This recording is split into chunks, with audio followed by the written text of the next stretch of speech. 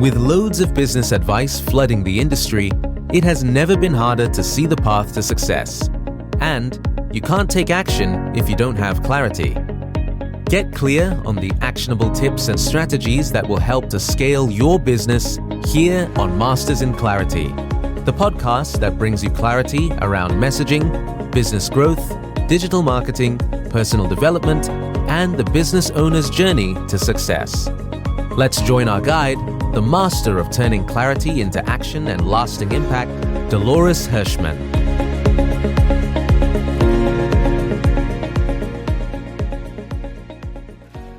It's my birthday. It actually feels really weird to be the birthday person or the birthday girl, as you would say. And I don't know about you, and I'm not sure how you have experienced your birthday, especially if you're a woman, especially if you're a mom, married, leading a family, being the one that is always baking the cake, right? And so as I wake up this morning on my birthday, I can remember many past birthdays. And this one is actually special because today I turned 49. So I'm not quite 50. Next year, maybe we can be together at a party somewhere celebrating together, right? That's what I look forward to. But this year, 49 is almost like the end of a phase, and maybe by tomorrow is the beginning of a new phase. And I wake up this morning with so much to reflect upon. First of all, grateful for my 49 years, right? Not everybody makes it this far. Grateful for the family I've built, the children. Hopefully I'll have 4 of them tonight for dinner. We never know who will make it or cancel last minutes, because they're busy now. They're all adults, most of them. So grateful for my 4 children. Grateful for my partner, my husband, Alex, who we've been together now for 24 years. Next year's going to be 25. And it's been a wild, amazing, and incredible journey. And as anything, a journey is a journey. It has all elements of a journey. It has tears. It has sorrow, it has laughter, it has so much joy, so many moments of deep feeling of joy and fulfillment, and so many deep moments of sadness. And it's strange for me to be creating this episode for my birthday because I've had let's call it difficult relationship with my birthday, with the day of my birthday. Growing up, I grew up in Argentina, so July is winter. So I was that girl in 2nd grade and 3rd grade that would never have her birthday party on her birthday. Why? Because it's winter, and who hosts a bunch of kids in the house? Back then, we wouldn't have places to rent, like party places for little kids' parties, so all birthday parties were at home. And so I would never have my birthday party on my birthday day or my birthday month because it was winter. So I would always have a birthday party, let's say in September, October. Actually, my friends thought my birthday was in the spring of Argentina, but it wasn't. It was in July. And, growing up, I had that divorced child's birthday situation where it was, okay, I wake up and spend the morning with my dad and then have dinner with my mom, or worse, when my mom lived in Uruguay, which is a country next to Argentina, I sometimes would be with my mom and not my dad, and sometimes would be with my dad and stepmom and not my mom on the day of my birthday. So there was always a little bit of sadness on the day of my birthday. And today, I am committed to experiencing the full spectrum of emotions of my birthday. Maybe there is a little bit of sadness because I am in the US. Half of my family is not here. It's in Argentina. My mom is here with me, and I'm very, very grateful and excited that she gets to spend my day here in the US at my home. My dad is not here, so I know I'll miss him today. My siblings are not here. My best friends growing up are not here. My beautiful Argentinian team is not here. So there's a lot of people that I will miss today, and there's going to be that speck of a little bit of sadness. But Let's go back to the concept of birthdays and moms, because I think that's another part of this conversation. As a mom, I like to celebrate and I like to celebrate people. And as you evolve with your kids, and we have 4 children, very young, birthdays were always a busy day. And on my birthday was one of those situations where my inertia of baking everybody's cake for their birthday and making the plan for whatever celebration was going to happen has always continued, that I would plan my birthday or bake my cake, right? And as the years went by, a little bit of a feeling of, wait a minute. I have 5 people who live with me. Let's give them a chance to celebrate me. And here's the truth. They always disappoint me. But the truth is, they didn't disappoint me, because nobody can disappoint something that you didn't ask for. So I felt that they disappointed me. But the truth is, I never gave them a chance. Because there was an idea of a celebration of how I wanted it, and they have their own idea of celebration, of how to celebrate people. And those ideas were not synchronized. And so there was a very clear expectation I had, which, by the way, I never clearly communicated, that wasn't fulfilled. So every birthday was a little bit of disappointment. And I have to say, I was setting myself up for failure every time. I was setting myself up to play victim every time. And putting this out there, saying this publicly, is that I'm a little bit embarrassed, but I'm also feeling that at 49, it's time to be honest with myself and with my people. It's this concept. I'm going to speak for myself. I'm not sure how you feel about this, but there's a little bit of me, a little side of me called the victim side of me that always wants to come out and play. And it doesn't take much for her to show up. The cake wasn't the flavor I wanted. Oh, they don't know me enough. They don't take the time to know me. Or the gift, the dress was a size too small or too big. Maybe I'm too fat. I'm a victim of me. Or the jewelry that I got was not exactly what I liked. Or I already have that one. How can he or the kids forget that I already have that? Well, they don't know what I have or not have, and I haven't told them. So one of the things that I am committed, this is the gift to myself today. I am gifting myself the release of my victim side. I am gifting myself the opportunity to play full on me and to embrace today without an idea of what my celebration should look like, but allow and accept other people celebrating me in their own way. And I'm 49. It's taken me 49 years to get to this commitment. But it's one that will change my life forever, and I know it. Because the one thing I'm committed to practicing from today on, as I get to obviously 49 and then 50, is I am committed to allowing people to celebrate me, allowing people to love me, allowing people to have my back. Really hard to do. It's so much easier to say you love others, but how can we love others if we've never experienced being loved? Not because we haven't been loved, but because we haven't allowed that love. So let me share a quick story of what's happening this month of July that has also kind of triggered this thought process for me and in some way has taught me so much. So as you know, I am the founder and CEO. Sometimes I call myself the CCO, Chief Clarity Officer of Masters in Clarity. And we actually run a really great company with an amazing team. We are very organized. We are very system-oriented. We have so many processes.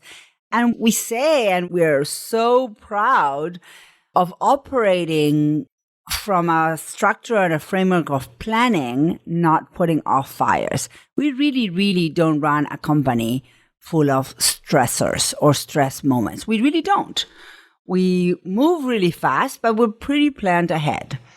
And in that fashion that we're planned ahead, we pretty much plan our monthly content about a month or two ahead of time. So we have a yearly content planning, meaning I know now what I'm going to talk about in December.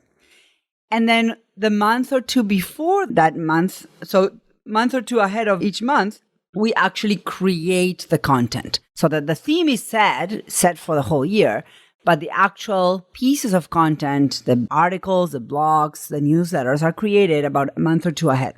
And so early June, my team comes to me and said, what if, and they know that July, for all of us, right? It's a busy month. I have quite a few long weekends. I'm taking some time off here or there. And so they said, what if we take over the writing of the newsletter this month? Because I do love to write, and I write my newsletters every single week, every single month. And so I was like, sure, not knowing what this looked like, because I really had a clear plan of what I was going to share this month. And I like to teach people what we learn and share best practices. But, if you have not met me, you wouldn't know, but adventure is one of my top 5 values. I love to honor my value of adventure.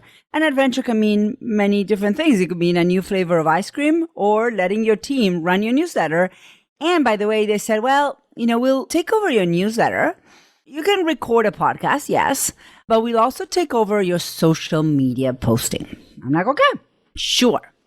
And so here we are, mid-July, and you might have already received some of these newsletters written by my team. And if you haven't, you can click probably below this episode and access some of the articles on my website with our team's articles that they wrote. And what they decided to write about was, what does it look like to work for Masters in Clarity and for me as the leader of Masters in Clarity? And here's what I have to say. I didn't know until I started reading those newsletters that my team created that I was running 2 companies.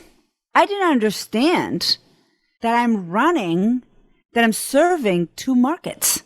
I didn't understand that I'm impacting 2 different populations. And I didn't understand that every day I show up to work, I'm serving powerfully, sometimes not so, but mostly powerfully, 2 ideal clients. So let me explain. As I started reading what my team wrote, I read things like, working on Masters in Clarity has allowed me to understand and discover what I'm really good at. One of Laura and my team wrote, when I went to college, I saw myself eventually working in a corporate space.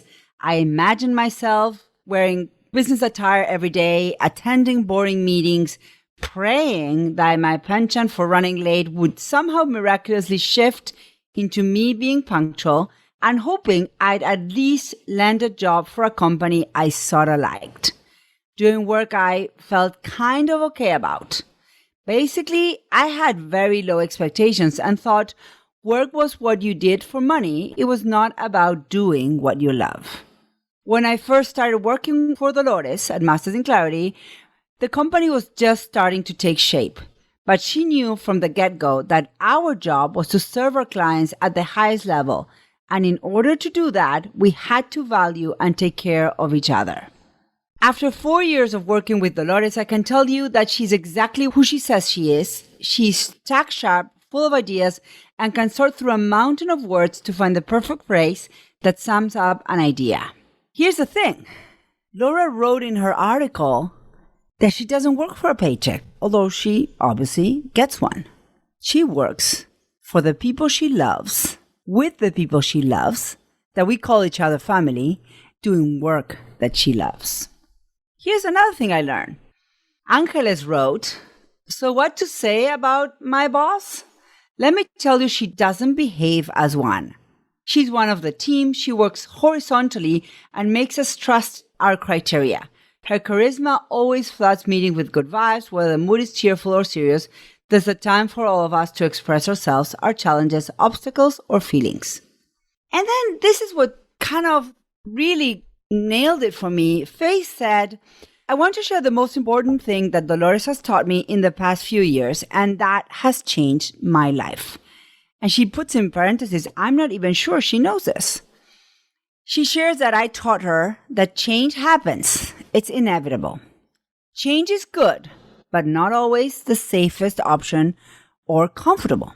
And that being clear on who you are and what you can offer is the best thing in the world that you can give to anybody around you, including yourself. And that's true whether you're an entrepreneur or you work for a company. So here's the thing. I'm aware now. And I'm intentional now. I mean, it's something that we all know. If you're leading a team, you know you're having at least an influence, if not an impact. But knowing and being aware of it, knowing and being intentional about it is two different things. And what I've realized this month when I've allowed my team to celebrate me is I have realized that Masters in Clarity is an entity of itself bigger than me. That Masters in Clarity is a group of souls, is a group of human beings who are supporting each other, working together, serving our clients at the highest level, and that their experience in Masters in Clarity is part of their life journey. And that in my day-to-day work, I am serving an amazing group of human beings whose lives are aligned with mine, and that we're together working for a common goal.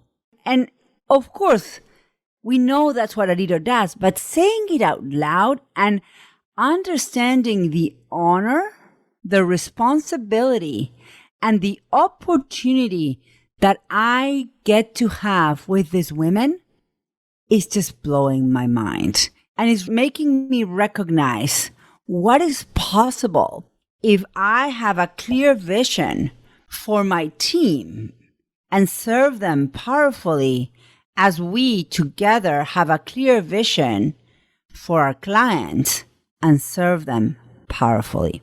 So it is curious how when you shift something inside and all of a sudden allow the people in your world, random person you run into the street, spouse, team, children, longtime friend, anybody in your world, when you allow them to come into your heart, it is curious, amazing, and magical what can happen. So I want to celebrate my birthday with you, and I invite you to send me a happy birthday through Dolores Hirschmann on Instagram or LinkedIn.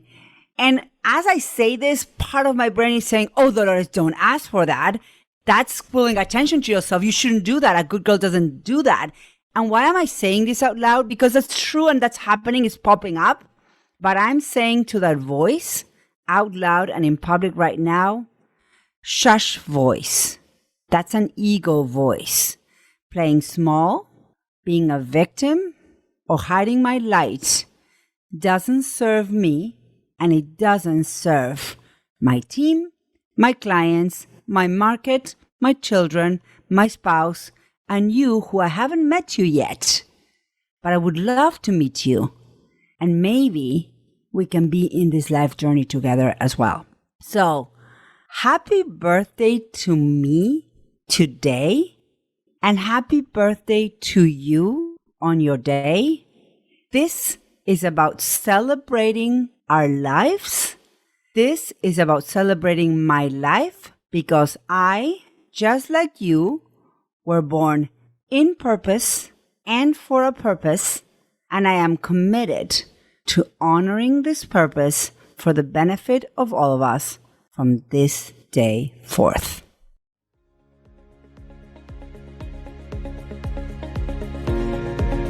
Thank you for listening to this episode of Masters in Clarity. If you loved today's show, please subscribe to our podcast and leave us a review. Share this episode with 2 people in your world, and as a gift, go to mastersinclarity.com/free to download free clarity resources. Join your host, Dolores Hirschmann, next time to continue forging a clear path to your impactful success.